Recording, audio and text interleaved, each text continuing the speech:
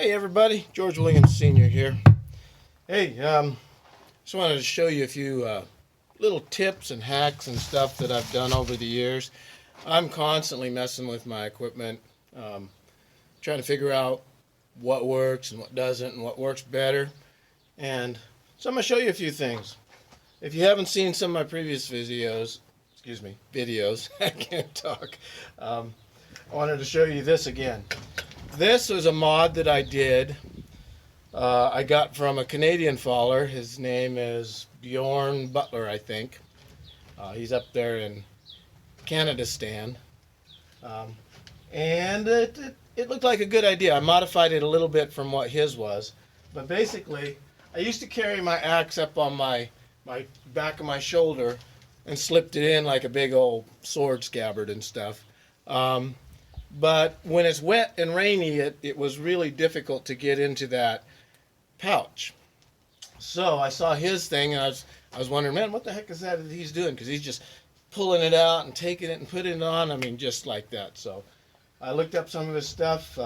Another YouTuber steered me to his video where he showed what he did, and then I made it. The only thing different I did was I made it a clip-on, so it clips on, rather than having to take my whole tool belt apart and slide it on. So this clips on, and I pounded this down so it's on there fairly tight, but it still can come on and off if I want to take it off.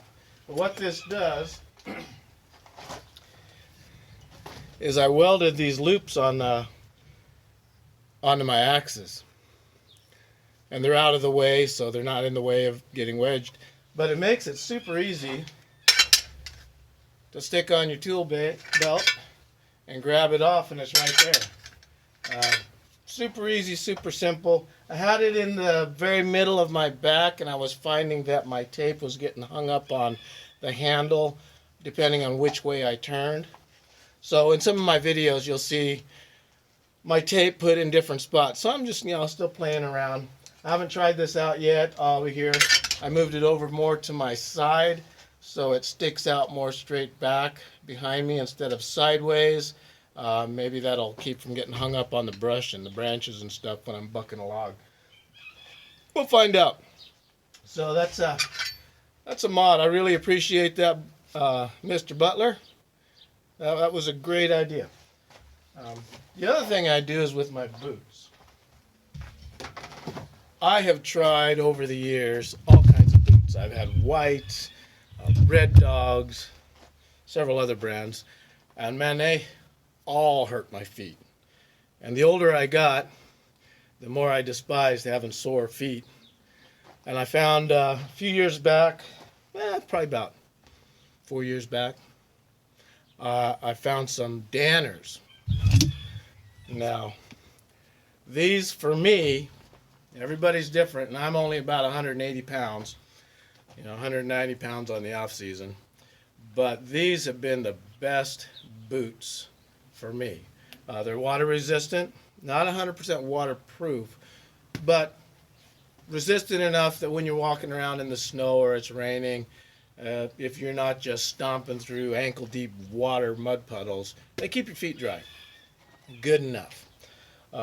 They are super comfortable. Never had a blister, sore spot, or a hot spot with these. I get done at the end of the day. My feet aren't barking. My dogs aren't barking. So these Danner boots are really, for me, and this is my opinion, they're working out great for me. The other thing I do is I change up the spikes a little. You can see these spikes out here and on the toes. They're a little different than the cocks here. These are called talons. They rotate. And I literally bought these talons probably, back in the 1989, 1990. And I enjoy them because when you're working on rocky surfaces, like if I have to walk across a big granite slab or shale slab and stuff, you can get to skiing pretty good on these cocks. But these things twist and rotate, and they bite into the little nooks and crannies of the rock. So they're really nice. I don't put them on the whole boot because they will, if you have them all over, they will lock in with sticks and stuff, and instead of scuffing your feet and knocking them off, they hang on to them. But just having the few here on the outside edge and on the toe really works great. And they've worn the tips down, but it's taken 1990 to now to even become that much worn down.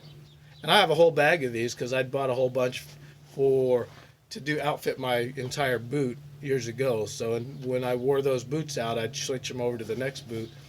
And I've been just bringing them along. I don't even know if they make them anymore. They're called Talons. Use them sparingly. Don't cover your whole boot with them. But set them up on your foot the way you like it. But these Danner boots combined with the Talons, it works great for me. The other thing I want to do is I want to give a shout out to a good friend of mine, Jeremy at Perry's Automotive.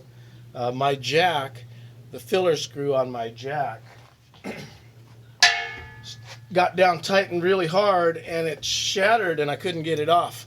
So I swung by there, and they graciously, out of the goodness of their hearts, put this nut on there. They got rid of that broken filler screw and put this nut on. So now I can open and close this when I'm out in the forest, and I don't have to worry about a screwdriver chipping the edge off. So thank you, Chris at Perry's Automotive, for hooking me up and taking care of my jack, and I appreciate it. I mean, it's a world of difference to have good friends available. And the other thing I do is, I run mostly stock saws. You can see them in the background down there. But the one thing I do is all my saws, I get rid of that number 7 sprocket and I put number 8 sprockets on them. That's pretty much the only mod that I do on my saw. One of these days maybe I'll port one or modify a muffler or something, but for now, the way the industry is going, and as picky as CAL FIRE and Forest Service is about modified equipment here in California, it's not worth it for me to modify a saw. So those are a few tips and tricks that I do. And another thing is on my harness, like I've said before in other videos, I can't suspend my gear off my waist anymore because it screams at my sciatica and just really gets to be difficult at best and makes my legs go numb. So I actually put this harness together, and that way all my equipment is hanging off my shoulders. I added extra leather to my shoulder pad, and some of you might have seen this thing sticking up here, and it actually goes underneath here.